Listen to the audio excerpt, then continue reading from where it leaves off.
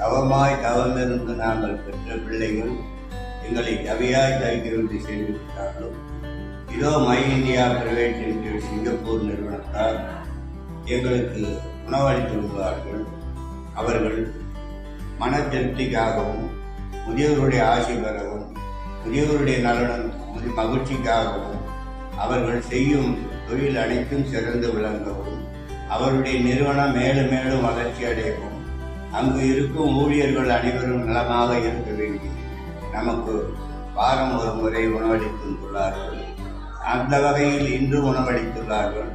அவருடைய கருணை உள்ளத்தையும் சேவை மனப்பான்மையும் அன்பான பண்பையும் போற்றி அவர்கள் அனைவரும் எவ்வித நோய் நொடி இல்லாமல் வலுவான உடலும் பற்றாத செல்வமும் நீண்ட ஆயுளும் எல்லா ஐஸ்வர்யங்களையும் நிர்வாகி பெற்று பல்லாண்டு காலம் இனிமையாக வாழ வேண்டும்.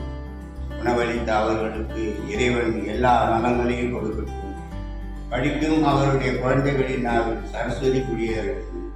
உள்ளத்தில் கண்ணனாயிருக்கும் அவர்கள் இல்லத்தில் லட்சுமி நிரந்தரமாக நீங்கால் வாசம் செய்யட்டும்.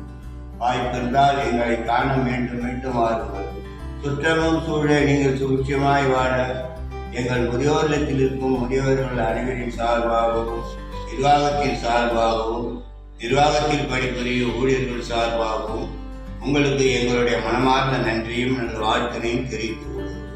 வாழ்க